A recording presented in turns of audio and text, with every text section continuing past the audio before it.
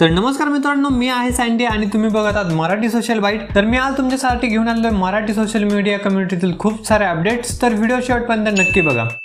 जसं की मी तुम्हाला लास्ट व्हिडिओमध्ये श्रीमान नवीन बूट कॅम्पमध्ये शिफ्ट होणार आहे त्याची अपडेट दिली होती। ज्यांना कंप्लीट स्टोरी माहित नसेल तर वर आय बटनवर क्लिक करून पूर्ण स्टोरी बघू शकता। तर त्यांच्या नवीन बूट कॅम्पची पूजा होती। त्या नवीन बूट कॅम्पचा टूर व्लॉग श्रीमानच्या चॅनलवर आला आहे। त्याचा हा थोडा पार्ट बघा, पूर्ण व्हिडिओची लिंक डिस्क्रिप्शन मध्ये आहे।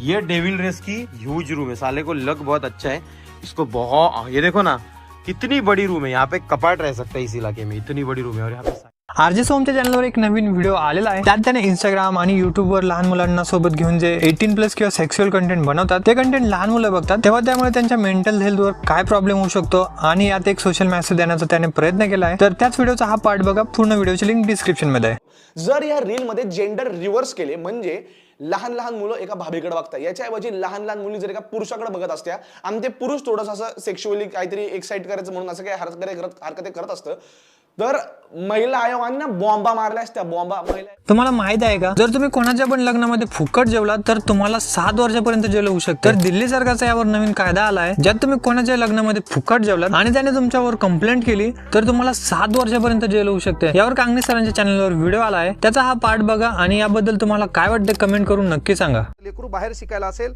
तर जुना काळ होता, आपण बाजूला लग्न चालू आहे, चला जेवून येऊ। पण त्याच्यावर शासनाने अलीकडे एक नवीन कायदा आणला की जर कोणी अशा लग्नात बिना परवानी, म्हणजे तू गेला आणि तुला विचारलं कोणी कोण आलाय, तू मला नवरी कोण, दुसऱ्याला विचारलं कोणी कोण आलाय, ते मला नवरदेवा कोण, आणि नंतर कळालं पंगत होती मैताची, तेरवीची पंगत होती, हाणलं तुला, तर तुला कुठल्याही लग्नात कुठल्याही समारंभात फुकट जेवायला जाता येणार नाही। जरी गेला तर तुझ्यावर कार्यक्रम आहे 7 वर्षाचा कारावास। तर 2024च्या IPLचं पहिल्या 21 मॅचेसचं शेड्यूल आला आहे। तर ह्या वर्षी जनरल इलेक्शन असल्यामुळे शेड्यूल मध्ये काही बदल होऊ शकतो, त्यामुळे IPLचं पूर्ण शेड्यूल आलं नाहीये। तर पहिल्या 21 मॅचेसचं शेड्यूल तुमच्या समोर आहे आणि पहिली मॅच CSK आणि RCB ची आहे। तर तुम्ही कोणत्या टीमला सपोर्ट करता कमेंट करून नक्की सांगा।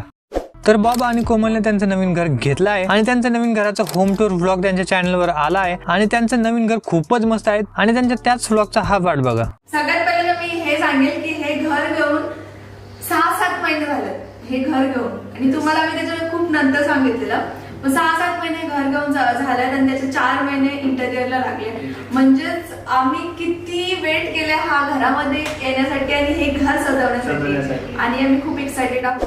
महाराष्ट्र राज्य सरकारचा सगळ्यात मोठा नागरी पुरस्कार म्हणजे महाराष्ट्र भूषण। हा पुरस्कार विविध क्षेत्रात जे चांगली कामगिरी करतात त्यांना दिला जातो आणि या पुरस्कारामध्ये 25 लाख रुपये रोख, स्मृतिचिन्ह आणि प्रशस्तीपत्र दिले जाते। आणि या वर्षीचा महाराष्ट्र भूषण पुरस्कार अशोक सराफ यांना मिळाला। तर ते पुरस्कार मिळाल्यानंतर खूप इमोशनल झाले होते। तर त्यांना पुरस्कार मिळाल्यानंतर ते काय बोलले ते या क्लिप मध्ये बघा, पूर्ण व्हिडिओची लिंक डिस्क्रिप्शन मध्ये आहे।